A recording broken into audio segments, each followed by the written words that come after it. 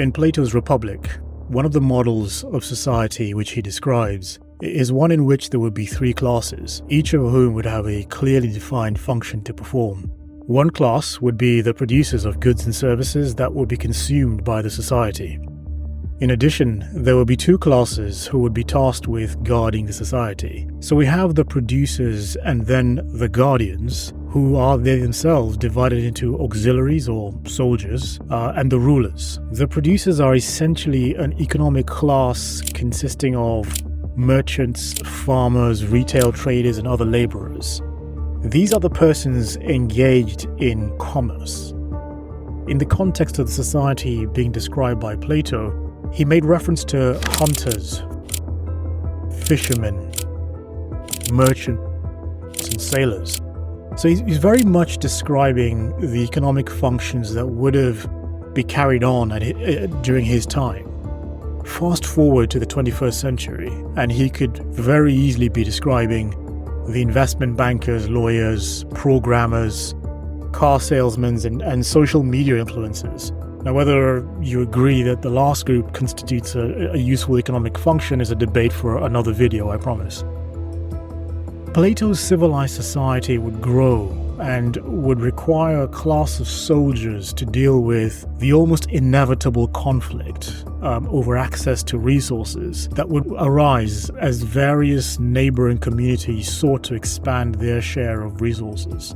Driven by that need to achieve even greater levels of comfort. It's interesting that the reference to war in Plato's Republic is specifically tied to the question of the need for a particular community of people to expand their economic wants. Plato could have been talking about any of the Gulf Wars, the Second World War, or indeed the wars fought over mineral resources on the African continent.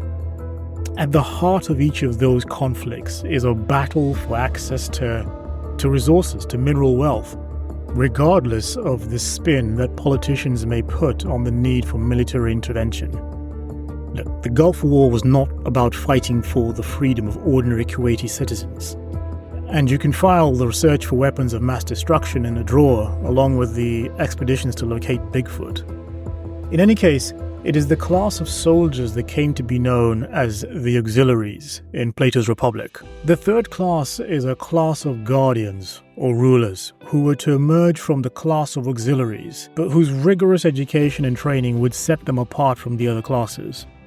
This would be the class of rulers. The character of the guardians would be tested to ensure that they would always do what they considered to be in the best interests of the community as a whole. This is the principle that the rulers would be judged by. Their ability to adhere to the principle of community first, irrespective of whatever witchcraft they may be subjected to. Here we need to consider that the witchcraft that Plato is referring to could just as easily be substituted for social media. In general terms, it can be thought of as anything that would persuade a guardian to abandon this principle, this fundamental principle, for the pursuit of pleasure or gain at the expense of others. The character of the ruler is one that is unmoved by temporary distractions. Last season's fashion is this season's fashion, will be next season's fashion.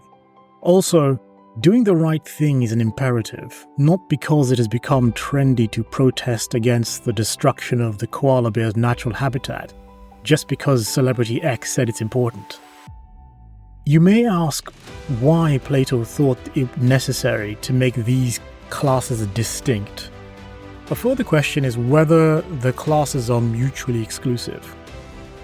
The guardian class is responsible for looking after everyone's interests.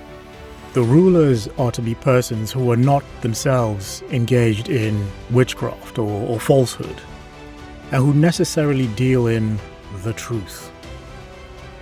That they have a separate class really emphasizes that these are individuals who are built differently. It is not a status that can be bought or otherwise acquired by material means. Plato devotes a substantial part of the Republic to the education of these rulers. Importantly, that is the character of the individuals that will set them apart. He refers to proving them far more rigorously than we prove gold in the furnace.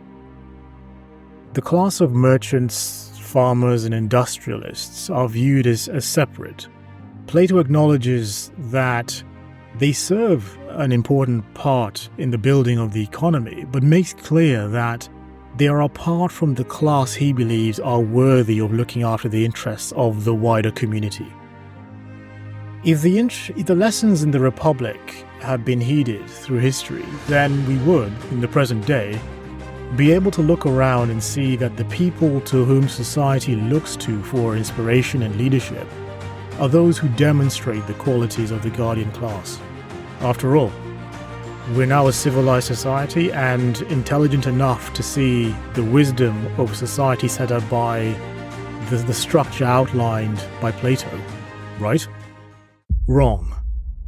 Something happened in the intervening period. The most prominent voices now seem to be emanating from those people who are featured on one of any number of publications that is focused on commercial or financial accomplishments. For some reason, we have departed from the message that those tasked with the pursuit of what's in the best interests of the community prove themselves in that regard. It's the reason you don't train a dentist and then send him out to direct air traffic.